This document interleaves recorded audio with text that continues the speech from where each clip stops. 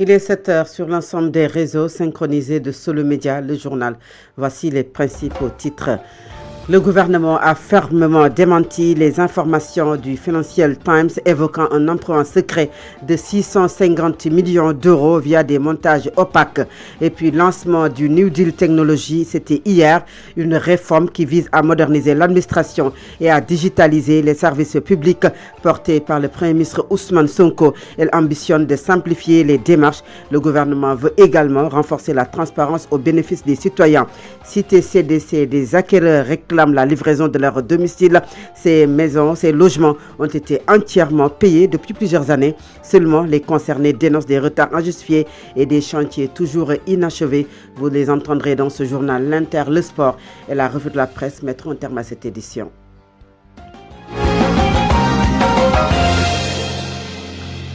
À la présentation de cette édition, Fatou Abdoundiaye, la technique est assurée par Mohamed Thiam et Baba Edara. Bonjour et bienvenue. Je vous le disais en titre, le gouvernement a fermement démenti les informations du Financial Times évoquant un emprunt en secret de 650 millions d'euros via des montages opaques. Dans une mise au point, le ministère des Finances et du Budget assure que toutes les opérations d'endettement respectent un cadre légal et transparent conformément à la stratégie de gestion de la dette à moyen terme. Les autorités précisent que les fonds mentionnés proviennent d'émissions de titres sur le marché régional réalisées par adjudication publique et régulièrement publiées. Concernant les investisseurs étrangers, le gouvernement indique qu'ils passent par des opérations de change pour acheter des titres en CFA avant de reconvertir leurs avoirs en devises à l'échéance selon les pratiques habituelles. Et puis d'être caché toujours ou non divulgué, publié par le journal britannique et Financial Times. Le débat s'enflamme au Sénégal.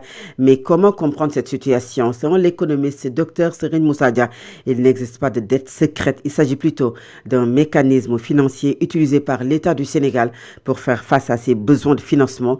D'après lui, le swap est un instrument qui permet au Sénégal de se prémunir contre un éventuel défaut de paiement.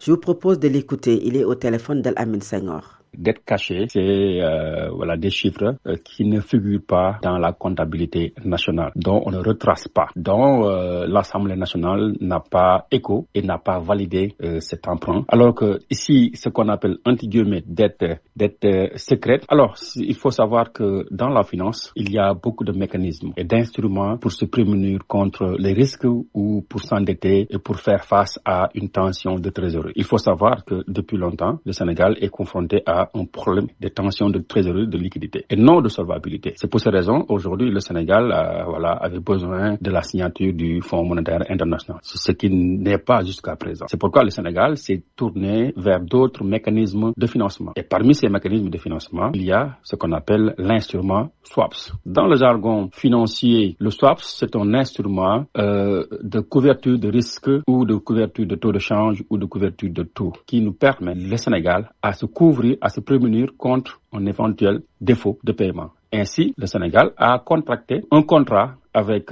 certaines banques, notamment la banque de Dubaï, la banque aussi de Finance Corporate African, d'un montant de 640 millions. Mais il y a certains même qui disent qu'il y a aussi la Société Générale. Le Sénégal part sur un instrument financier non conventionnel au niveau des marchés financiers, à travers un Total Return Swaps, qui est un contrat qui lie deux contreparties, et la négociation ne dépend que de ces deux contreparties. Donc, ils n'ont pas vocation de demander une approbation du FMI ou d'une approbation du marché. Donc, pour moi, c'est pas pareil. Et puis le Sénégal amorce un tournant décisif dans sa modernisation administrative sous l'impulsion du Premier ministre Ousmane Sonko. Le gouvernement a lancé au CICAT le New Deal technologique, une réforme ambitieuse visant à digitaliser les services publics, à simplifier les démarches et à renforcer la transparence au bénéfice des citoyens. C'est un récit de Mariam Sodendiaye. Sous Sous l'autorité du Premier ministre Ousmane Sonko, le gouvernement sénégalais a lancé ce 24 mars 2026 au CICAD les projets du New Deal technologie pour moderniser l'administration. Cette réforme repose sur plusieurs plateformes numériques clés, un guichet unique pour un accès centralisé aux services publics sans redemande de documents déjà détenus par l'État. Un e-consulat, c'est des services administratifs en ligne pour la diaspora. Et enfin, la dématérialisation des procédures judiciaires sous le nom de e-justice. Il y aura aussi une plateforme pour le paiement, c'est un trésor, entre autres plateformes. Les objectifs sont triples, permettre une accessibilité avec des services disponibles en ligne partout et à tout moment, des interfaces simples avec intégration des langues locales et enfin, une meilleure protection des données, la réduction de la dépendance technologique étrangère. Ce programme s'inscrit dans l'agenda Sénégal 2050 qui fait du numérique un levier central pour améliorer les services publics et la relation avec les citoyens.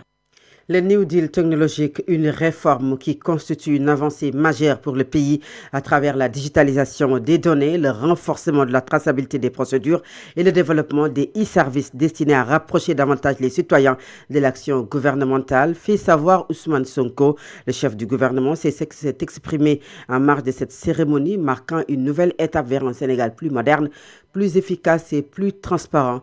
Il est au micro de Djibril Niane. Vers le guichet unique du citoyen, qui est la pièce maîtresse du lancement de ce jour, plus important de ce qui a été présenté à mon avis. Il se veut une interface unique, simple, accessible, où chaque Sénégalais, qu'il vive à Dakar, à Tambacounda ou à Sédhiou, pourrait accéder aux services de l'administration, soumettre ses demandes, suivre leur traitement et recevoir ses documents sans se déplacer et sans intermédiaire inutile. Pour nous qui avons été fonctionnaires, nous nous rappelons des longues files devant les services des impôts et domaines et des intermédiaires qu'il fallait quelquefois uniquement pour avoir un timbre fiscal. Aujourd'hui, un citoyen sénégalais qui a besoin d'un casier judiciaire doit chercher la juridiction compétente et se poser la question des documents à apporter. Combien de fois se déplacer et combien de jours attendre? Demain, il devra juste utiliser son téléphone portable. La plateforme e-consulat s'inscrit dans la même dynamique, unique, sécurisée, multilingue. Elle permettra à nos compatriotes de la diaspora de réaliser l'ensemble de démarches consulaires en ligne et ainsi se passer des longs rendez-vous souvent incertains et coûteux. 7 heures est passée de 8 minutes. Vous écoutez le journal sur Solo Média.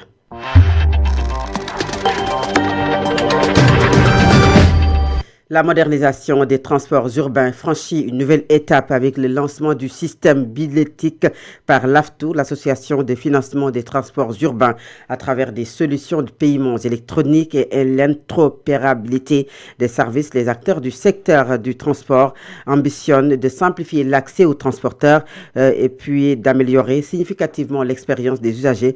Leur porte-parole s'est exprimé au micro de Bainongo Fall. C'est Elhadji Mohamed Ndoye. Je vous propose de l'écouter.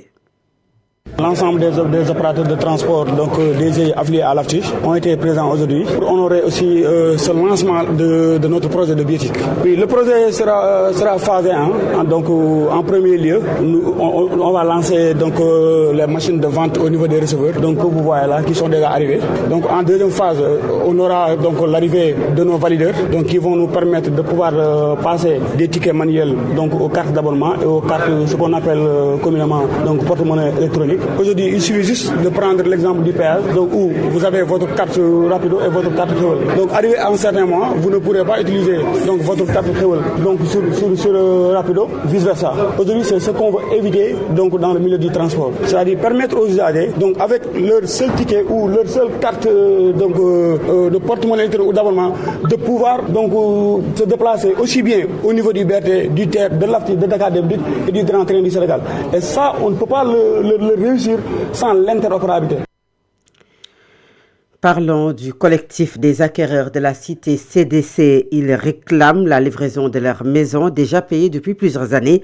Lors d'un point de presse hier, ils dénoncent une situation préoccupante malgré de multiples démarches entreprises auprès des responsables. Une centaine de citoyens sénégalais victimes continuent de faire face à des retards injustifiés, des chantiers inachevés, une absence totale de visibilité sur l'issue de leur investissement. Les détails avec Khalifa Ababakar Fall. Ils sont au nombre de 49 membres regroupés en collectif dénommé le collectif des acquéreurs de la CDC, SRT et la Physalis. En point de presse, ils ont dénoncé les agissements pas trop clairs de la CDC. Eux qui ont mis trop de temps pour récupérer les clés de leur maison dénoncent une injustice. Mohamed Lamine Diop est membre du collectif. On est dans cette lutte depuis extrêmement longtemps. On se bat. Pourtant, c'est des gens qui sont très bien connus au Sénégal. Il s'agit de la CDC, SRT, Physalis. Voilà ce groupe d'entreprises qui nous ont fait croire, qui nous ont fait rêver. Et aujourd'hui, il ne se passe absolument rien. Pour beaucoup d'entre nous, on vient de l'étranger. Ainsi, pour parler d'une seule et unique voix, le collectif invite les membres à cultiver la paix pour l'atteinte de leurs objectifs. Aujourd'hui, pour moi, c'est vraiment une catastrophe. Et je l'ai dit au directeur de la CDC. Tant qu'il n'y aura pas des actes, il n'y aura pas de paix sociale. Parce que ce que je vous dis là, derrière, on est un collectif de 149 personnes, ou même plus. Il y a dedans de la détresse sociale. Aujourd'hui, déterminés à continuer le combat pour récupérer leur dû. On ne lâchera rien. Et je veux que tout le monde le sache, parce qu'on est là pour ça. On n'a rien demandé. On nous a pris notre argent. On nous a volé. Et donc, voilà le résultat. Et on attend. J'aurais dû être livré depuis 2022-2023. Rien n'est fait. Et si je prends mon cas précis, moi-même, je partais à la retraite. Donc, qu'est-ce que j'ai fait? J'ai renvoyé tous mes affaires ici. Aujourd'hui, je suis à Sacré-Cœur, en location. 600 000 par mois. Vous vous rendez compte? À travers ce point de presse, le collectif alerte l'opinion nationale et internationale sur ce qu'il considère comme une injustice et aux conséquences sociales et économiques graves pour les familles concernées. Khalifa Fall, dans le reste de l'actualité, direction Casamance, dans le sud du pays, après les attaques des éléments supposés appartenir au MFDC contre l'armée sénégalaise, causant la mort à 4 soldats. Le groupe de réflexion pour la paix en Casamance alerte le gouvernement sur l'ampleur de la situation et préconise le dialogue comme solution durable. C'est un reportage d'Ibrahim Khalil Djemé. Quelques jours après les attaques survenues dans le sud du pays, causant la mort de 4 soldats de l'armée sénégalaise, le groupe de réflexion pour la paix en Casamance réagit. Ibrahim Amadjeme, membre du GRPC. Je crois qu'ils sont tombés à un moment où personne ne s'y attendait, parce que on était parti pour avoir connu l'accalmie la plus longue et pratiquement la plus calme. Malheureusement, cet épisode arrive justement à un moment où tous les espoirs étaient permis pour la région. Cela amène les observateurs à accepter finalement la complexité de ce problème dans la partie sud du pays. Après quelques années d'accalmie en Casamance, l'inquiétude revient à Ziguinchor. Le groupe de réflexion pour la paix en Casamance alerte l'État du Sénégal et préconise des pistes de sortie de crise. J'ai toujours dit qu'il faut qu'on évite de dire la crise casamançaise. Ce n'est pas une crise casamançaise, c'est une crise de l'État du Sénégal en Casamance. Et j'espère que les différentes parties concernées prendront conscience. En ce moment-ci où les questions sécuritaires se posent avec beaucoup plus d'acuité dans le monde, il faut que le Sénégal puisse tirer toutes les leçons et savoir que aucun Sénégal n'a intérêt à ce que cette situation connaisse une résurgence. Le GRPC, actif dans le processus de paix en Casamance, appelle à la mobilisation autour de cette question pour réunir les acteurs. Les solutions diverses qui ont été proposées, c'est d'abord la solution tout militaire, la solution politique, la solution de négociation. Mais nous, le GRPC, nous avons dit qu'il faut travailler à rapprocher les deux groupes en belligérance. On a réussi à convaincre les uns et les autres que seul, c'est autour d'une table qu'on pourrait trouver une solution à ce problème. Pendant plus de 3 décennies, le conflit casamançais demeure une question préoccupante malgré l'accalmie notée depuis plusieurs années. Une situation qui tient à cœur le GRPC qui appelle le gouvernement à plus concrétiser le processus de paix en Casamance. Et sur ce même siège, la plateforme des femmes pour la paix en Casamance, dirigée par Ndeye Marie Thiam, estime que la question de la crise casamançaise doit se régler politiquement à travers des projets de développement, mais concrétiser le plan Diomaye pour la Casamance par des actes afin que le processus de paix puisse être durable. Je vous propose d'écouter Ndeye Marie Thiam. Elle est la présidente de la plateforme des femmes pour la paix en Casamance. Elle est au micro d'Ibrahim Khalil Djemé. Nous vivons depuis quelques années maintenant, bientôt une dizaine d'années, une situation de ni paix ni guerre. Nous avons dit et nous pouvons le dire à plusieurs reprises que cette accalmie que nous connaissons, qui est la somme des efforts de l'État, du MFDC et des organisations de la société civile. Il fallait très vite traduire cette accalmie en une paix définitive, c'est-à-dire faire avancer effectivement le processus de paix en Casamance. Pendant cette période, tout peut se passer. On peut l'exploiter à bon escient allant vers le sens du processus d'une paix définitive, comme on peut l'utiliser dans un autre sens, c'est-à-dire s'armer davantage, se préparer davantage à une confrontation. Et c'est pour cette raison que nous avons insisté, appelé les uns et les autres à s'asseoir autour d'une table et à signer un accord de paix définitif en Casamance. L'État a fait des efforts, certes, dans le sens du désenclavement de la Casamance, du développement de la Casamance, mais il reste à faire. Il n'y a pas que l'État, il y a aussi le MFDC à respecter ses engagements vis-à-vis de l'État du Sénégal. Maintenant, ce qui reste, ce qui est important, extrêmement important pour moi, c'est le dialogue entre les populations, l'État et le MFDC, les organisations de la société civile. Pour nous, c'est extrêmement important qu'on se parle, que l'on dialogue. Alors pour moi, le processus de paix, c'est pas seulement une question de développement, c'est une question politique et la question politique doit se régler autour d'une table avec toutes les parties prenantes. Encore une fois, le développement de la Casamance est en train de se faire. Un plan c'est insuffisant. La Casamance a besoin d'un programme spécifique pour le développement de la Casamance avec les moyens qu'il faut, que l'État du Sénégal soit présent dans tout le territoire, dans tout le territoire national et particulièrement en Casamance. On doit sentir la présence de l'État. Le plan de Maï est là, il est en train de se dérouler. Pour moi, il reste encore énormément de choses réelles. Et encore une fois, le conflit en Casamance, c'est pas une question de développement, c'est une question politique. Cet élément met un terme à la première partie de cette édition. La seconde partie, c'est la page internationale, les sports et la revue de la presse. À présent, l'Inter. Actualité internationale. Au 26e jour de la guerre au Moyen-Orient, les attaques se poursuivent dans toute la région. Israël a de son côté mené des raids dans le sud du Liban visant le Hezbollah. L'Iran vise des bases militaires dans le Golfe, touchant notamment l'aéroport de Koweït, touché par des frappes israéliennes. Le pays a déclaré que les navires non hostiles pouvaient emprunter le détroit d'Ormuz. Le président américain Donald Trump se montre optimiste alors que les médias américains israéliens font état d'un plan de paix en 15 points transmis par les États-Unis à Téhéran. Le président américain Donald Trump a affirmé hier soir que les États-Unis discutaient en ce moment avec l'Iran. Quelques heures plus tôt, il avait déclaré que l'opération en Iran se poursuivait sans relâcher. Puis les États-Unis qui ont fait passer à l'Iran un plan en 15 points pour tenter de mettre fin au conflit et qui demande par exemple à Téhéran de remettre tout le combustible nucléaire enrichi dont il dispose ou de laisser le détroit d'Ormuz ouvert, rapportent plusieurs médias hier.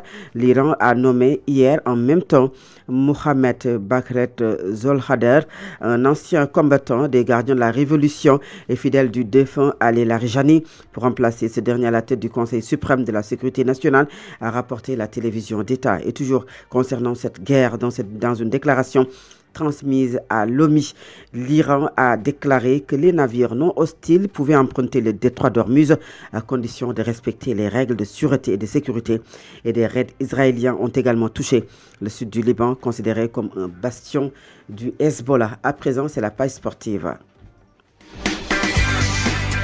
Solo Média. L'actualité sportive.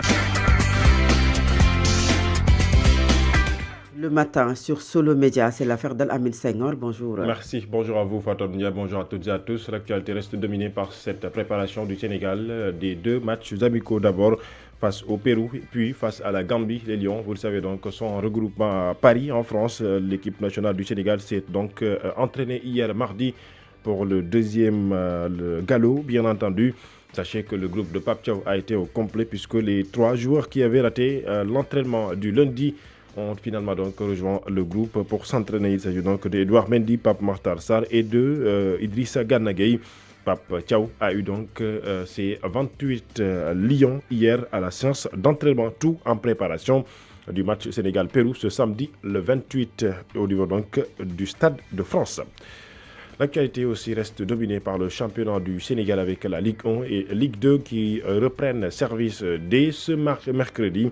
Eh bien, sachez que les matchs au menu ce matin ou ce soir à partir de 16h30, d'abord pour la Ligue 1 sénégalaise, Stade de Mbour fera face à l'équipe de Jaraaf qui finalement donc a changé de coach. Souleymane Diallo qui a été donc en tout cas qui s'est déchargé de ses fonctions de coach de l'équipe principale de l'équipe de Jaraaf en raison de sa nomination, vous le savez donc, à la tête de la direction technique nationale.